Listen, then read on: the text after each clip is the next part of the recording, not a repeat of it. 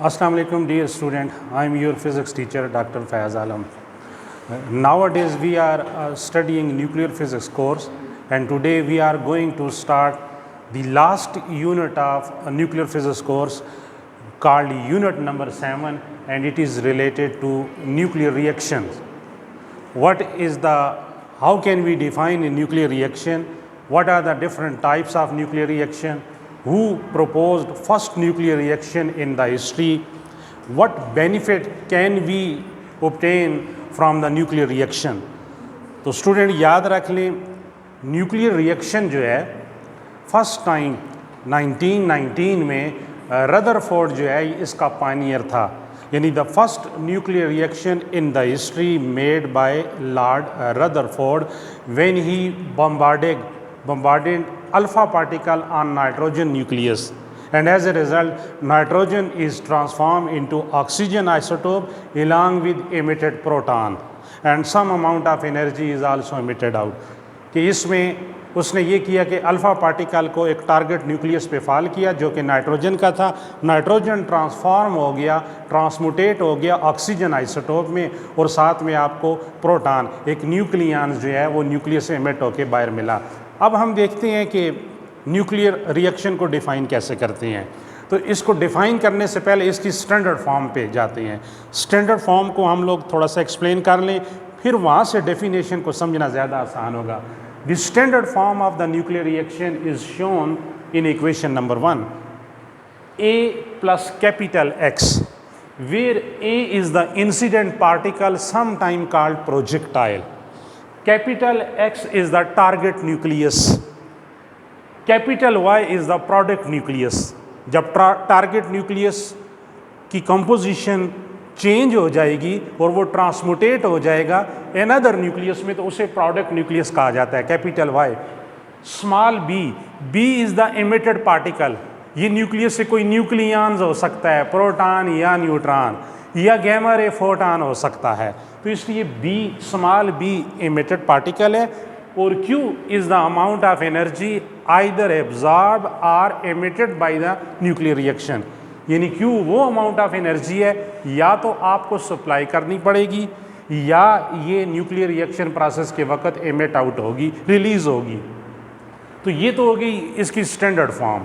अब इस standard form को यूँ भी लिखा जाता है मुख्तसरन, इन ब्रैकेट आपके पास AB, इसमें A incident particle, B emitted particle, और स्टार्ट में कैपिटल X टारगेट न्यूक्लियस और एंड में कैपिटल Y प्रोडक्ट न्यूक्लियस। तो ये न्यूक्लियर रिएक्शन को लिखने की मुख्तसरन फॉर्म है। तो हमें ये पता चला कि न्यूक्लियर रिएक्शन में एक इंसिडेंट पार्टिकल चाहिए होता है। याद रख लो, हम कौन सा न्यूक्लियर रिएक्शन स्टडी कर रहे हैं? Induced nuclear reaction. ये जो आपने रेडियो एक्टिविटी के अंदर अल्फ़ा एमिशन, बीटा एमिशन में जितने रिएक्शन पढ़े हैं, that is called spontaneous nuclear reaction. तो हम इंड्यूस्ड न्यूक्लियर रिएक्शन में आपको इंसिडेंट पार्टिकल की ज़रूरत पेश आती है। तो इंसिडेंट पार्टिकल जो कि प्रोजेक्टाइल है, ये पॉसिबल क्या हो सकता है? ये आपका गैमा रे फोटॉन हो सकता है, ये आपका एलिमेंट्री पार्टिकल में से न्यूट्रॉन हो सकता है, ये प्रोटॉन हो सकता है, ये अल्फ़ा पार्टिकल हो सकता है, ये पॉजिट्रॉन हो सकता है, ये इलेक्ट्रॉन हो सकता है। तो आम तौर पे मोस्ट फेवरेबल चॉइस जो है ऐसी ली जाती है कि ऐसा पार्टिकल हो जो चार्ज कैरी ना करे, क्योंकि चार्ज नेचर होने की वजह से ये होगा कि जब इंसिडेंट पार्टिकल टारगेट न्यूक्लियस पे फॉल करेगा तो कोलम्बिक रिपल्शन और अट्रैक्टिव फोर्सेस का सामना करना पड़ेगा। तो इनको एलिमिनेट करने के लिए हम जो फेवरेबल चॉइस लेते हैं, हम वो गैमा रे फोटॉन या न्यूट्रल पार्टिकल न्यूट्रॉन से न्यूक्लियर रिएक्शन करवा लेते हैं, क्योंकि इन दोनों के ऊपर चार्ज ज़ीरो होता है और किसी किस्म की कोलम्बिक इंटरेक्शन इन्वॉल्व नहीं होती है। लेकिन ये नहीं समझना है कि जो चार्ज नेचर वाले इंसिडेंट पार्टिकल है वो न्यूक्लियर रिएक्शन करवा नहीं सकते। रदरफोर्ड ने पहला रिएक्शन ही किससे करवाया? अल्फ़ा पार्टिकल से। अल्फ़ा पार्टिकल पे डबल पॉजिटिव चार्ज और नाइट्रोजन न्यूक्लियस पे भी चार्ज था, तो दोनों सिमिलर चार्ज होने की वजह से रिपल्शन फोर्सेस का सामना करना पड़ा, तो उसे अल्फ़ा पार्टिकल को मैसिव अमाउंट ऑफ एनर्जी देनी पड़ी, इनॉर्मस अमाउंट ऑफ एनर्जी, यानी उसे न्यूक्लियर एक्सेलरेटर से गुजारना पड़ा अल्फ़ा पार्टिकल को। वो alpha particle kinetic energy gain करता है, टारगेट न्यूक्लियस पे फॉल करता है। अब टारगेट न्यूक्लियस पे जब फॉल करता है, इससे मुराद ये है इंसिडेंट पार्टिकल्स और टारगेट न्यूक्लियस में इंटरेक्शन होती है, यानी इंसिडेंट पार्टिकल टारगेट न्यूक्लियस में जाके अपनी एनर्जी और मोमेंटम उस न्यूक्लियस के न्यूक्लियंस को ट्रांसफ़र करता है।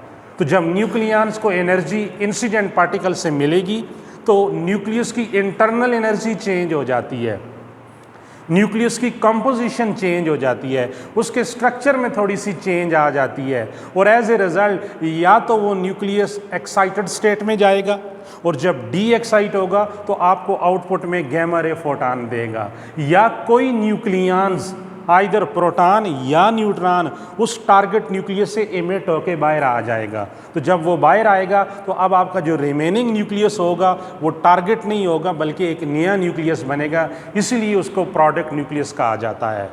तो इस डिस्कशन से अब हम न्यूक्लियर रिएक्शन को आसानी से डिफाइन कर सकते हैं कि न्यूक्लियर रिएक्शन क्या है। A process in which certain changes take place in the composition of a nucleus or energy of a target nucleus when an incident particle is allowed to fall on it is called nuclear reaction। बहुत मुख्तसर definition कि एक ऐसा process जिसमें target nucleus की composition या energy में change आए, कब?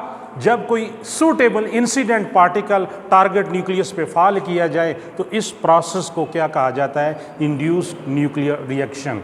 फिर डेफिनेशन देखें, अ process in which certain changes take place in the composition or energy of a target nucleus when an incident particle is allowed to fall on it is called nuclear reaction। तो ये तो इसकी statement होगी, हमने standard form से ये statement आसानी से बना ली। अब न्यूक्लियर रिएक्शन का बेनिफिट क्या है? याद रख ले, कुछ थ्योरी प्रिडिक्ट की जाती हैं साइंटिस्ट की मदद से। जब वो थ्योरेटिकली कोई थ्योरी प्रिडिक्ट करते हैं तो उन थ्योरेटिकल रिजल्ट को एक्सपेरिमेंटल डेटा से कंपेयर किया जाता है। तो nuclear reaction is a best tool to compare experimental data with the predicted theoretical result proposed by a different scientist or different people, कि जो different theoretical aspects proposed किए गए हैं उन एस्पेक्ट्स को, उन थ्योरेटिकल रिजल्ट्स को एक्सपेरिमेंटल डेटा से जब कंपेयर करना हो तो you have to perform nuclear reaction, आपने न्यूक्लियर रिएक्शन करने हैं। दूसरा इसका बेनिफिट कि कोई भी न्यूक्लियर रिएक्शन हो, देखें न्यूक्लियर रिएक्शन में मैंने कहा ना क्यों क्या चीज़ है, अमाउंट ऑफ एनर्जी है। अगर ये अमाउंट ऑफ एनर्जी रिलीज़ हो रही है तो इस रिलीज़ अमाउंट ऑफ एनर्जी से आप बेनिफिट ले सकते हैं। तो nuclear reaction is the most powerful tool to produce enormous amount of nuclear energy, क्योंकि न्यूक्लियर फिशन और न्यूक्लियर फियन भी तो एक न्यूक्लियर रिएक्शन ही है ना। तो fission and fusion is the most richest source of nuclear energy, ये रिचेस्ट सोर्स है न्यूक्लियर एनर्जी के। इसलिए जो सेकंड मेन बेनिफिट है न्यूक्लियर रिएक्शन का वो ये हुआ कि it is a powerful tool to produce enormous amount of nuclear energy. अब उस न्यूक्लियर एनर्जी को आप यूटिलाइज कर सकते हैं। थर्ड वन आता है कि by performing nuclear reaction one can change the composition of the target nucleus, energy of the target nucleus और composition of the target nucleus change कर सकते हैं।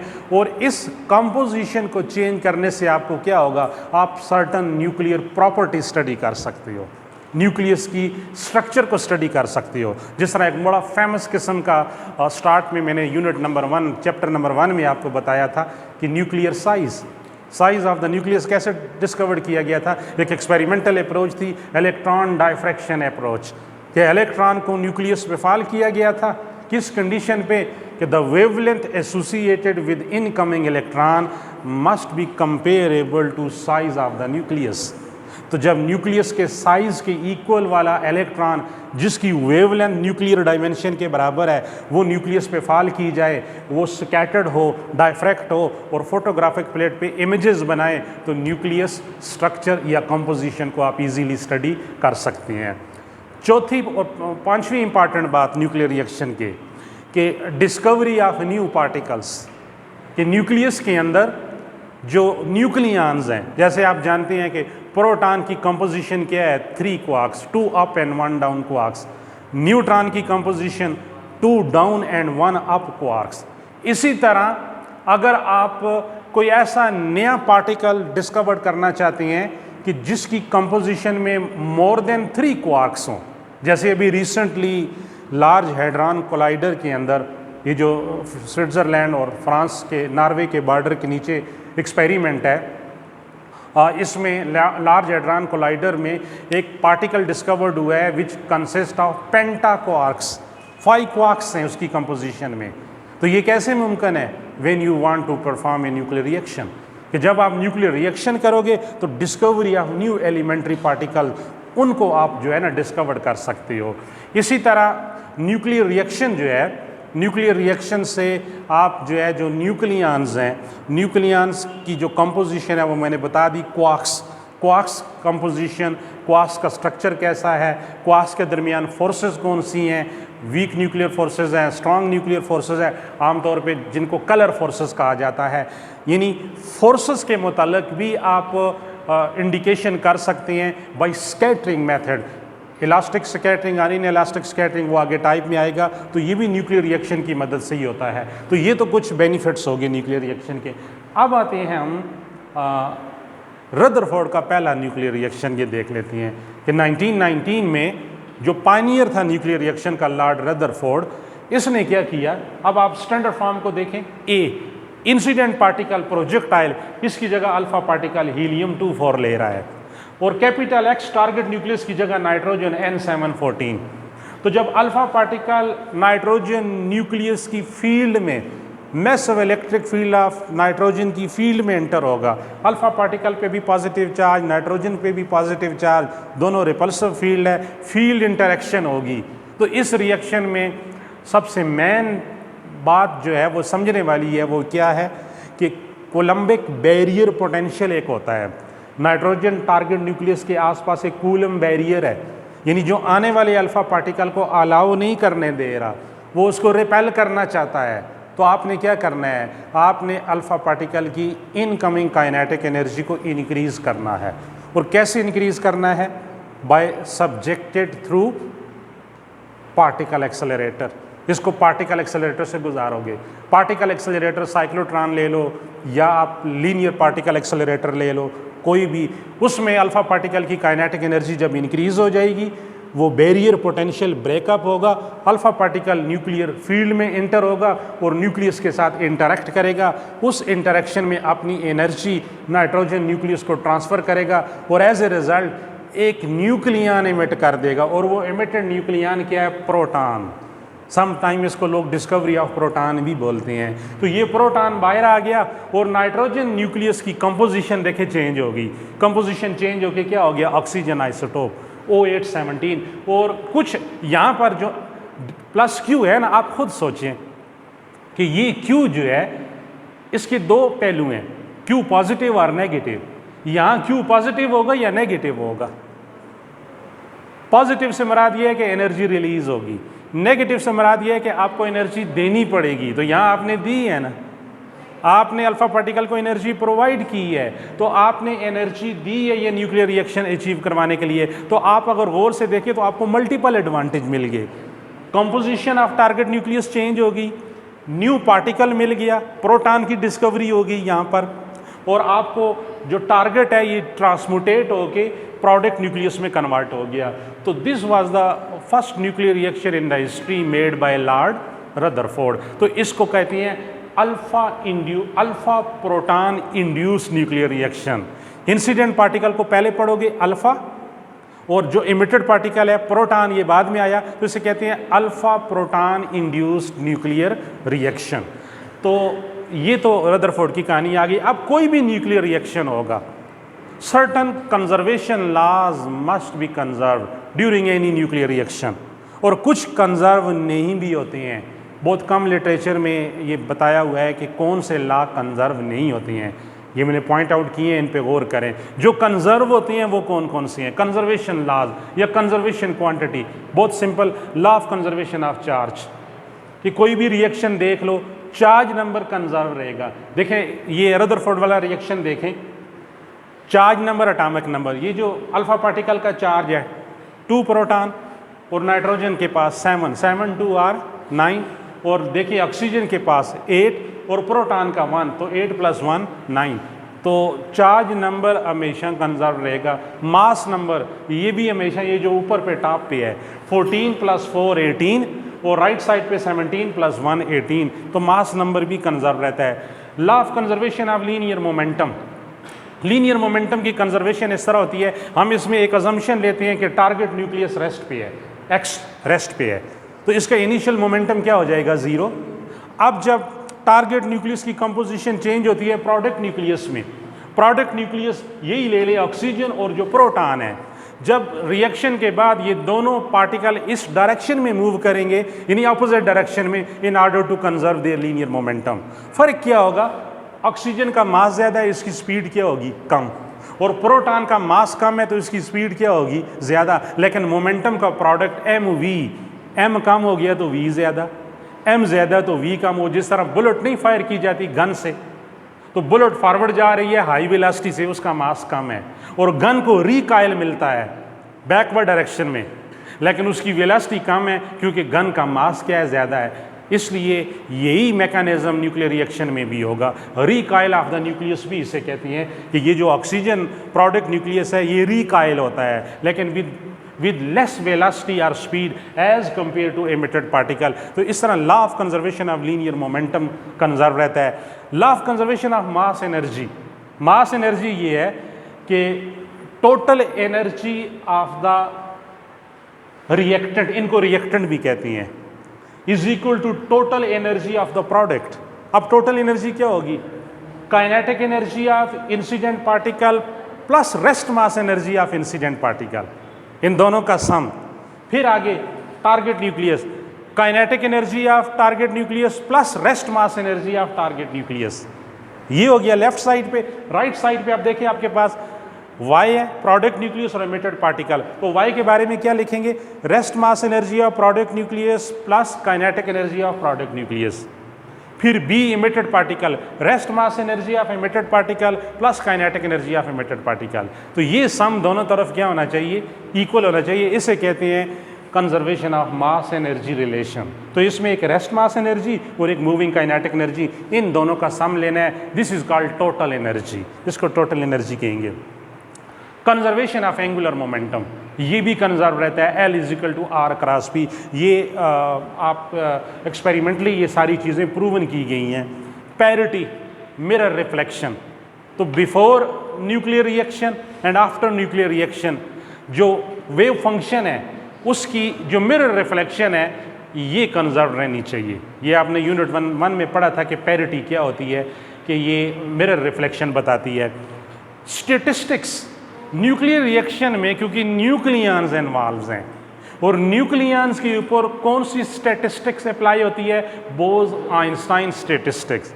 तो बोज आइंस्टाइन स्टैटिस्टिक्स को ये फॉलो करना चाहिए before nuclear reaction and after the nuclear reaction. तो इस तरह ये स्टैटिस्टिक्स भी क्या रहेगी? कंजर्व रहेगी।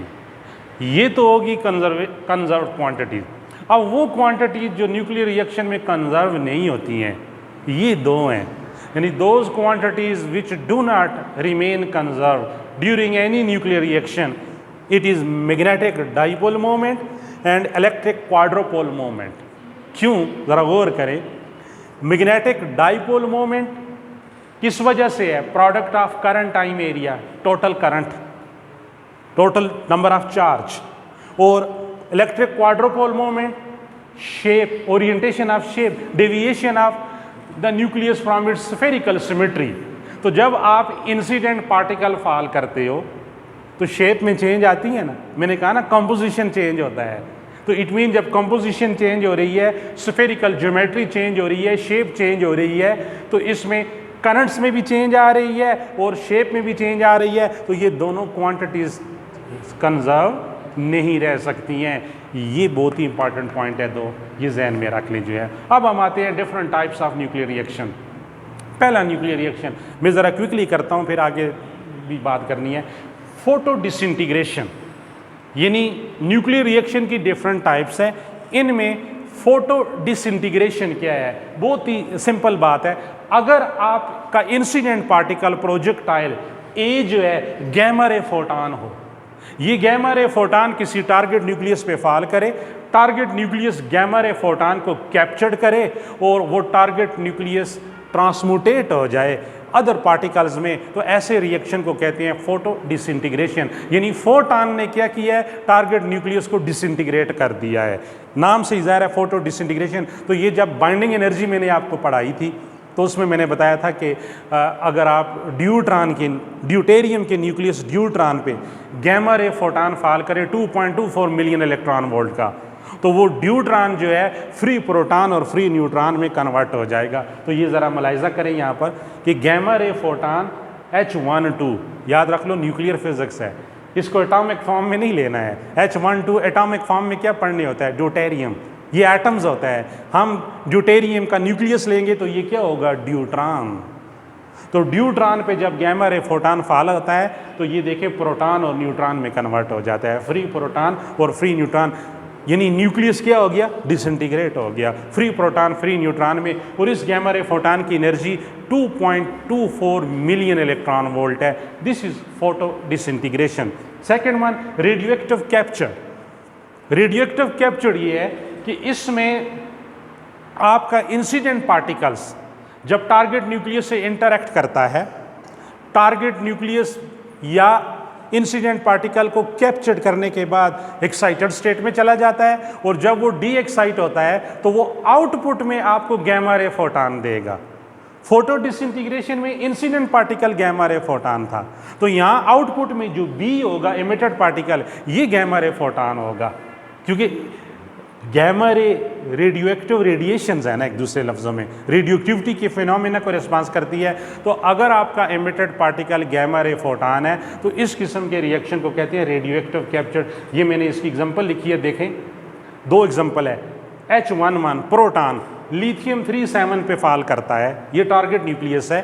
तो प्रोटॉन जब लिथियम 37 टारगेट न्यूक्लियस से इंटरैक्ट करेगा तो आपको क्या मिलेगा? बेरिलियम 48 और गैमा रे फोटॉन। ये ऐसे मिलेगा कि beryllium 48 first of all excited state में जाएगा, और जब वो डी एक्साइट होगा तो आपको गैमा रे फोटॉन मिलेगा। दूसरी रिएक्शन, प्रोटॉन H11 अगर मैग्नीशियम 1326 पे फॉल किया जाए तो देखिए मैग्नीशियम इस प्रोटॉन को कैप्चर करेगा, एब्जॉर्ब करेगा, और ये कन्वर्ट हो जाएगा एक्साइटेड स्टेट में। इसको कंपाउंड न्यूक्लियस भी कहते हैं। ये जो एक्साइटेड स्टेट में न्यूक्लियस चला जाता है ना, target nucleus, some time it is called compound nucleus. तो aluminium 1327 star represent excited nuclei. अब जब ये दोबारा डी एक्साइट होगा, देखें चार्ज और मास नंबर वही है, लेकिन आउटपुट में आपको क्या दे रहा है? Gamma ray photon. This is called radioactive captured nuclear reaction. Next one आता है स्कैटरिंग। अब स्कैटरिंग दो तरह की है, elastic scattering and inelastic scattering. नाम से ही ज़ाहिर, जिस तरह आप लोगों ने बचपन में या एफएससी क्लासेस में इलास्टिक कोलेयन और इनइलास्टिक कोलेयन पढ़ा है, तो ये तकरीबन थोड़ा बहुत उसके साथ मिलता जुलता है।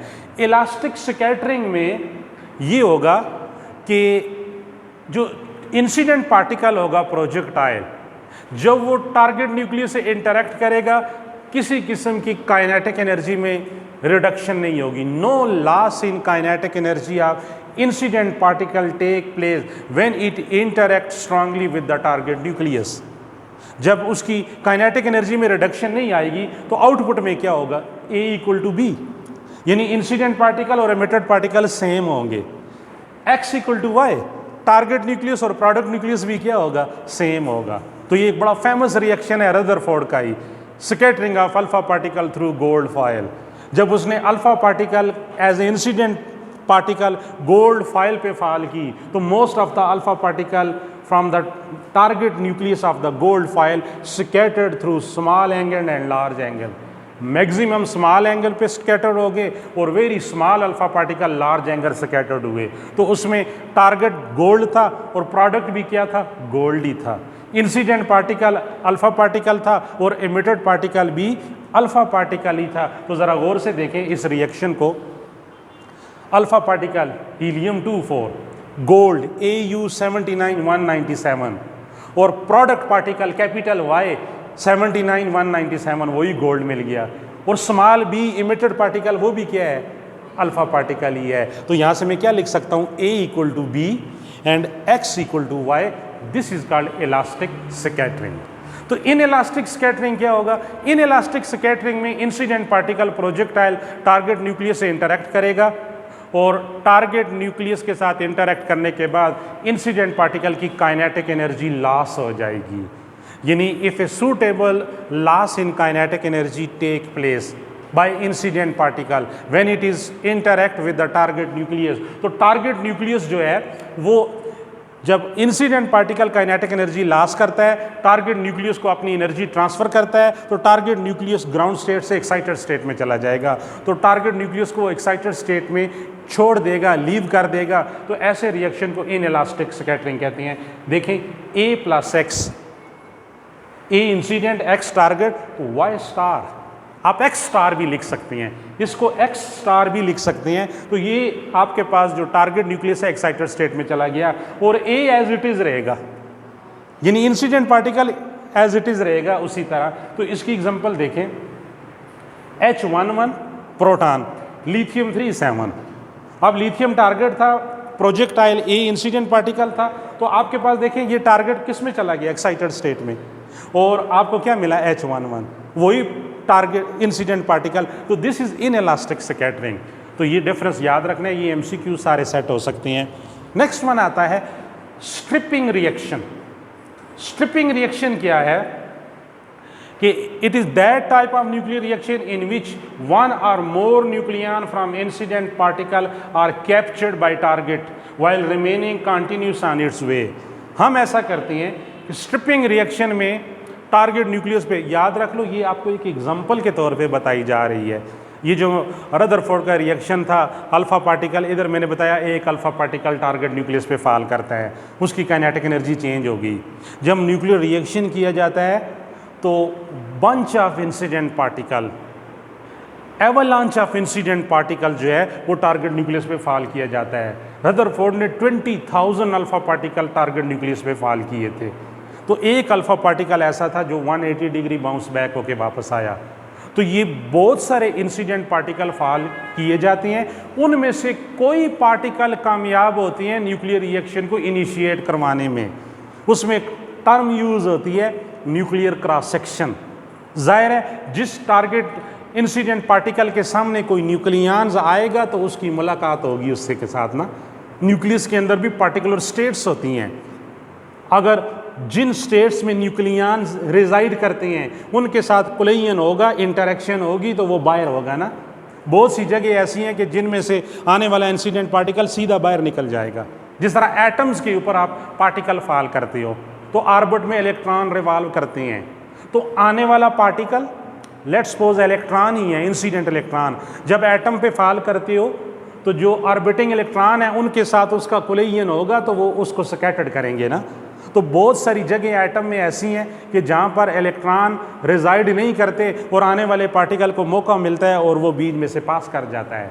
इसलिए न्यूक्लियर रिएक्शन करवाने में आपका एक पार्टिकल नहीं है, बहुत सारे पार्टिकल है। तो यहाँ स्ट्रिपिंग रिएक्शन में ये बात वाज़ेह हो गई है कि व्हेन वन और more nucleon from incident particle are captured by target nucleus while remaining continues on its way, कि बहुत से पार्टिकल आपने टारगेट न्यूक्लियस पे फॉल किए, टारगेट ने किसी एक को कैप्चर कर लिया और बाकी अपनी मंजिल की तरफ रवां है, यानी ऑन द वे बाकी जा रहे हैं जो है। तो ये ज़रूरी नहीं है कि all of the incident particle succeeded to perform nuclear reaction. तो इस किस्म का nuclear reaction example H12 deuteron, potassium 2039। तो आप देखें आपको K2039 पे फॉल करता है तो आपको K2040 मिल जाता है। 39 प्लस 1 40 और H11 और एक प्रोटॉन आउटपुट के तौर पे बाहर मिलता है। दूसरी एग्जांपल H12 प्लस O8 16, तो इसमें ड्यूट्रॉन ऑक्सीजन पे फॉल किया जा रहा है, स्टेबल ऑक्सीजन, आइसोटोप नहीं है। तो ऑक्सीजन, स्टेबल ऑक्सीजन ने क्या किया, ये जो बहुत से ड्यूट्रॉन थे इनमें से किसी एक ड्यूट्रॉन को कैप्चर कर लिया। जब कैप्चर किया तो ऑक्सीजन क्या होगी, अपने आइसोटोप में चेंज हो गई O8 17, और साथ में एक न्यूक्लियन, एक प्रोटॉन एमिट कर दिया H11। बाकी ड्यूट्रॉन तो उसी तरह गुजर रहे हैं, अपनी मंजिल की तरफ हैं। तो this is stripping reaction. Next आता है पिकअप और पिकिंग रिएक्शन। पिकअप रिएक्शन और पिकिंग रिएक्शन, ये नाम से ही जाहिर है, ये एक बहुत ही इंपॉर्टेंट है, कम लिटरेचर में आया गया है। पिकिंग रिएक्शन ये होगा कि जब हम इंसिडेंट पार्टिकल की फौज एक टारगेट न्यूक्लियस पे फॉल करते हैं, तो इसमें से क्या होता है कि जो इंसिडेंट पार्टिकल है न्यूक्लियस के अंदर न्यूक्लियंस के साथ इंटरेक्ट करता है और किसी न्यूक्लियन को पिकअप कर लेता है, उसको पिकअप करके अपने साथ बाहर ले आता है उस घर में से। किस कंडीशन पे, if the wavelength associated with incident particle projectile is comparable to the average distance between nucleons। जिस तरह गैस मॉलिक्यूल्स के दरमियान इंटर एटॉमिक डिस्टेंस होता है, वो डिस्टेंस आने वाले पार्टिकल की वेवलेंथ के बराबर हो जाए तो फिर ये रिश्ता नाता हो जाएगा। तो यहाँ पर भी कहता है कि इंसिडेंट पार्टिकल के साथ जो एसोसिएटेड वेवलेंथ है, if the wavelength of the incident particle is comparable or equal to average distance between nucleon के दरमियान डिस्टेंस होते हैं ना, ये उसके बराबर है, तो इंसिडेंट पार्टिकल क्या करेगा, किसी एक को पिक कर लेगा। शिकार इकट्ठा है तो वो किसी एक को पिक करके अपने साथ बाहर ले जाएगा। ऐसे रिएक्शन को कहा जाता है पिकअप और पिकिंग रिएक्शन, नाम से ही जाहिर है। तो इसमें देखें ड्यूट्रॉन H12 एल्यूमिनियम 3029 पे फॉल होता है, तो ये क्या करता है, H12 जब एल्यूमिनियम 1329 से इंटरेक्ट करता है तो ये अल्फा पार्टिकल को पिक करके बाहर ले आता है, और आपका जो टारगेट न्यूक्लियस है इसकी कंपोजिशन चेंज होके मैग्नीशियम 1225। तो यहाँ पर भी nucleon number, mass number, charge number conserve है। 13 plus 1 14, 12 plus 2 14, 29 plus 2 27, sorry this is 27, ये एल्यूमिनियम 27 है मास नंबर, तो 27 प्लस 2 29, तो 25 प्लस 4 29। लास्ट वन, ये आपके लिए नई चीज़ है, पढ़ा हुआ है आपने, न्यूक्लियर फिशन और न्यूक्लियर फियन, इन दोनों को कहा जाता है स्पेलेशन रिएक्शन। स्पेलेशन, तो स्पेलेशन रिएक्शन ये होगा कि जिसमें इंसिडेंट पार्टिकल टारगेट न्यूक्लियस पे फॉल किया जाएगा और टारगेट न्यूक्लियस उसको कैप्चर करेगा, एक कंपाउंड न्यूक्लियस बनेगा, और फिर वो कंपाउंड न्यूक्लियस डिसइंटीग्रेट होगा स्मॉल फ्रेगमेंट्स में। तो अगर आपका इंसिडेंट पार्टिकल कैप्चर्ड होने के बाद एक टारगेट न्यूक्लियस बनाए और टारगेट न्यूक्लियस डिसइंटीग्रेट या उसकी पार्टीशन हो जाए, डिवीजन हो जाए स्मॉल फ्रेगमेंट्स में, तो आपका ऐसा रिएक्शन स्पेलेशन रिएक्शन है। या दो लाइट न्यूक्लियाई आपस में मिलें, फ्यूज टुगेदर हों और एक बड़ी कंपोजिशन वाला न्यूक्लियस बन जाए, तो इसको भी स्पेलेशन कहती हैं। ये दो तरह के हैं, बहुत famous, nuclear fission and nuclear fusion. Nuclear fission में क्या होता है कि a process in which heavy nucleus is disintegrate into two intermediate nuclei when incident particle is allowed to fall on the target nucleus is called nuclear fission process. साथ में energy भी release होती है, वो कॉमन बात है। तो ये हो गया फिशन। इसमें क्या होता है कि तीन प्रोसेस होती हैं। सबसे पहले इंसिडेंट पार्टिकल को टारगेट न्यूक्लियस पे फॉल किया जाता है, तो हम इसे कहते हैं capturing of incident particle by target nucleus.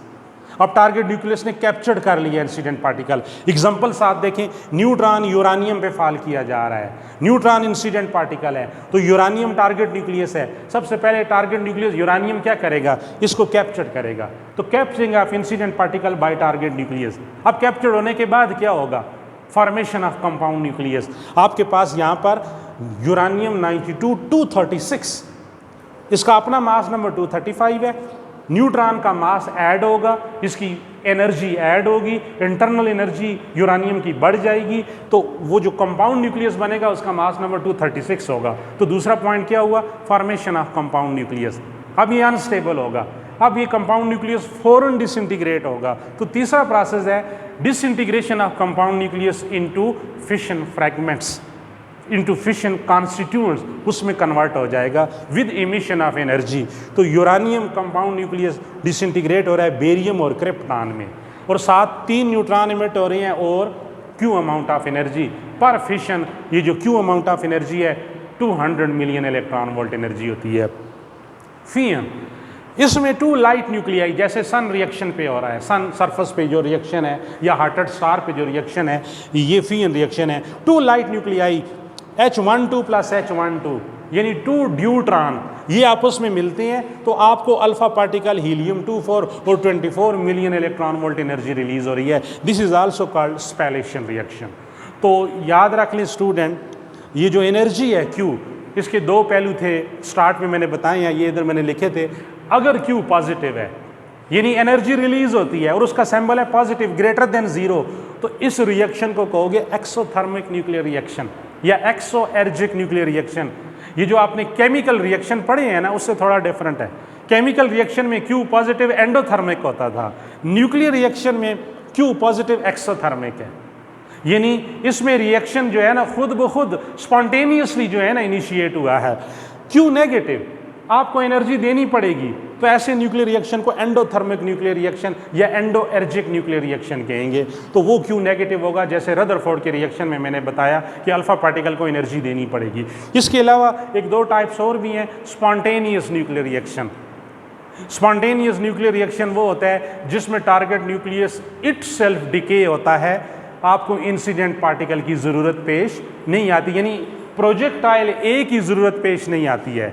तो ऑल नेचुरल रेडियो एक्टिविटी वाले रिएक्शन जो है रेडियो एक्टिव सीरीज़ के, वो सारे के सारे स्पॉन्टेनियस न्यूक्लियर रिएक्शन है। जैसे यूरानियम डिसइंटीग्रेट होता है थोरियम में after alpha emission, radium disintegrate होता है रेडान में आफ्टर अल्फा एमिशन, इसी तरह पोलोनियम है, और जो बीटा डिके वाले रिएक्शन है ये सारे स्पॉन्टेनियस है। तो this is all about nuclear reaction and it's